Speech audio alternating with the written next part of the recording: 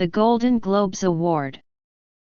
The idea of a globe symbolizing worldly power is deeply rooted in ancient pagan iconography, particularly Roman, where gods and emperors held a globe, orbis terrarum, to show dominion, rulership, a symbol later adapted into the Christian globus cruciger, orb with a cross, used by monarchs, like the British crown jewels.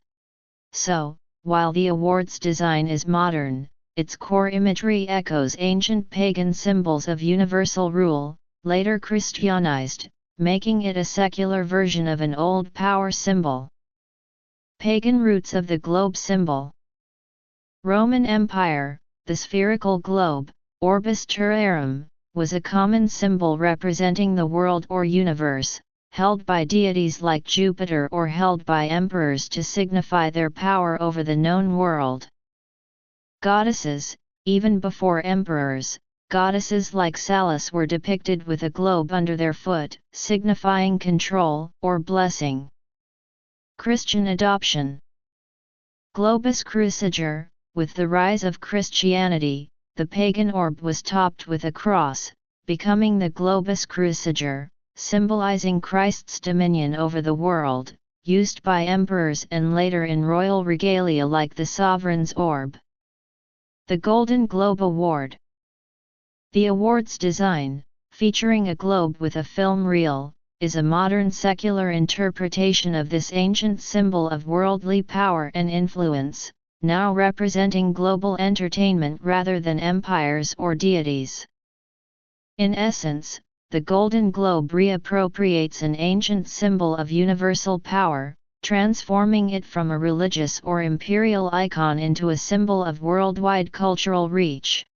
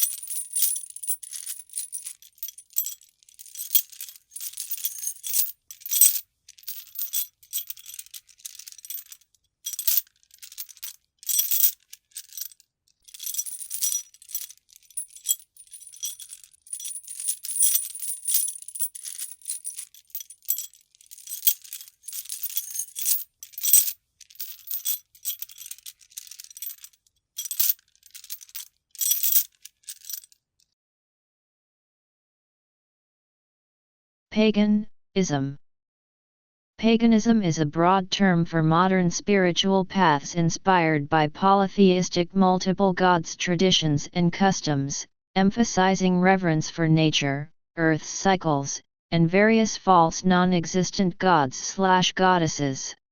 Modern pagan groups, like Wiccans, Druids, have reclaimed it, focusing on animism, nature worship, seasonal festivals, wheel of the year, and magic, though beliefs vary greatly, with some traditions including concepts like reincarnation as animals.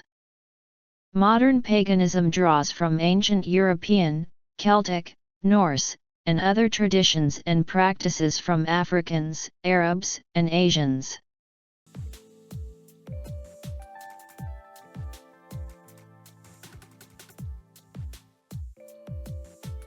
I'm not sure that there was an, quote, American dream before the Jews came to Hollywood and invented it.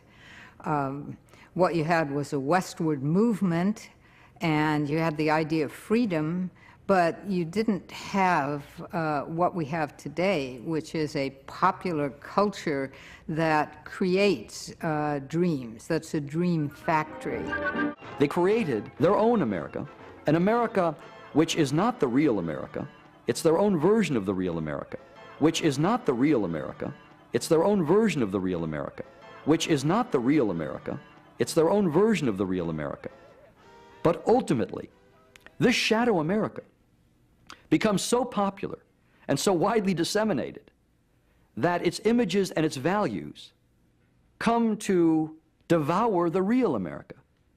And so the grand irony of all of Hollywood is that Americans come to define themselves by the shadow America that was created by Eastern European Jewish immigrants who weren't admitted to the precincts of the real America. By Eastern European Jewish immigrants come to devour the real America. In the 1920s and 30s, movie houses became temples of the new Hollywood religion. Movie houses became temples of the new Hollywood religion. Movie houses became temples of the new Hollywood religion. Jewish values made kitsch. 75% of all Americans went to the movies at least once a week. This kind of movie-going was religious because it had to do with worship. It's because it had to do with worship. It's because it had to do with worship. It had to do with the screen being larger than you were, and you being in awe of what you were looking at, and feeling a certain reverence for it, and feeling a certain reverence for it, and feeling a certain reverence for it. And so there was, maybe you could say, a bogus spirituality, but it was a spirituality still that was believed in. Actors became the gods and goddesses of the new American religion. Actors became the gods and goddesses of the new American religion.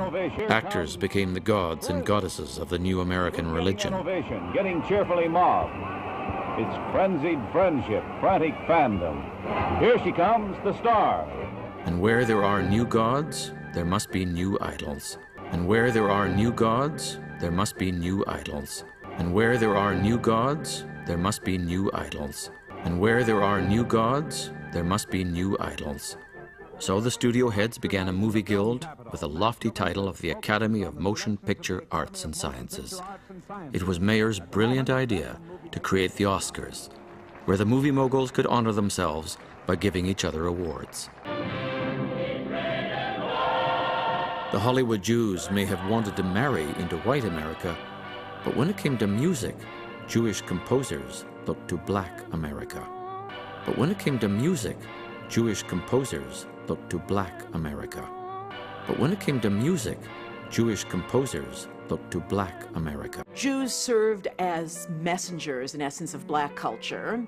They took it, they consumed it, they integrated it into their own cultural repertoire, and then introduced it to white America that was essentially willing to listen to Jews and to partake of what Jews had to offer in a way that they never would from blacks. Often the first thing to go was the Jewish name. Often the first thing to go was the Jewish name. Often the first thing to go was the Jewish name. The Hollywood Jews were obsessed with erasing anything Jewish in their films, their lives, and the lives of their stars. They were obsessed with erasing anything Jewish in their films, their lives, and the lives of their stars. They were obsessed with erasing anything Jewish in their films, their lives, and the lives of their stars. Theodosia Goodman became Theda Bara. Sophia Kosso became Sylvia Sidney. Isser Danielovich Dembski became Kirk Douglas. Leo Jacobi became Lee J. Cobb. Shirley Shrift became Shelley Winters. Bernard Schwartz became Tony Curtis. David Kaminsky became Danny Kaye. Edward Iskevitz became Eddie Cantor. Melvin Hesselberg became Melvin Douglas. Muni Wiesenfreund, a star of the Yiddish theater, became Paul Muni. Emanuel Goldenberg became Edward G. Robinson. The G was a reminder of who he really was.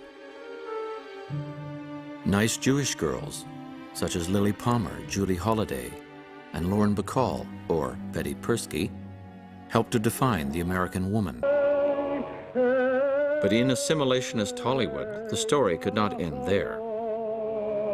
Hollywood had to have a Hollywood ending. Mammy, Mammy, Mammy. Here, Dad and his old Jewish ways are dead, while the hero in American blackface sings triumphantly with his Gentile girlfriend waiting in the wings. I wanna your smile from my man.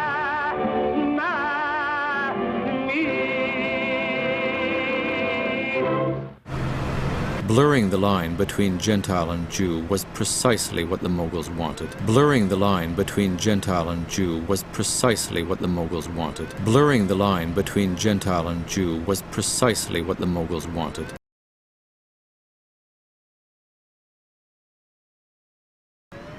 In fact, some of Hollywood's leading Jews openly espoused assimilation and the literal mixing of bloods as an American ideal. The Moguls are gone, but their vision survives. The America of Edison and Rankin has given way to an alien ideology. It isn't the communism or Judaism that the Gentile elite once feared. It's Americanism, as defined by Hollywood. There was a Hollywoodism then, there's a Hollywoodism today. I would go further and say it is what is the ruling ideology of our culture. Hollywood culture is the dominant culture. It is the fantasy structure that we're all living inside. It is the fantasy structure that we're all living inside. It is the fantasy structure that we're all living inside.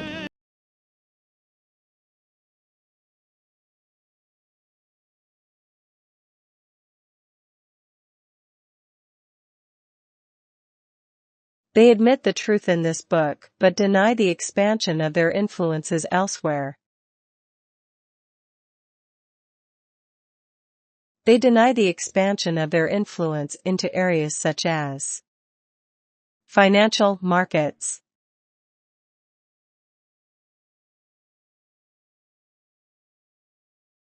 Investopedia.com Key takeaways.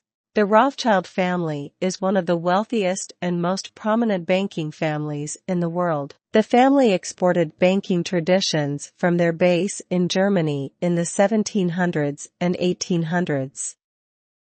J.P. Morgan is one of the most storied and powerful bankers of all time, consolidating industries and bailing out the government in times of economic turmoil. Paul Warburg was instrumental in creating the U.S. Central Bank, the Federal Reserve.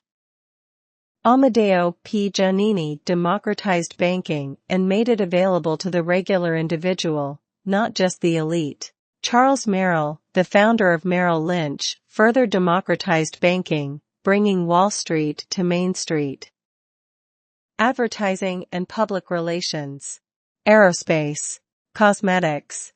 Energy and mining, food, manufacturing and distribution, music industry, newspapers and publishing, pharmaceuticals and healthcare, real estate, retail, technology and software, new media, host of different venues, television, film and video, tourism and hotels, restaurants, governments. They have quietly done this around the world.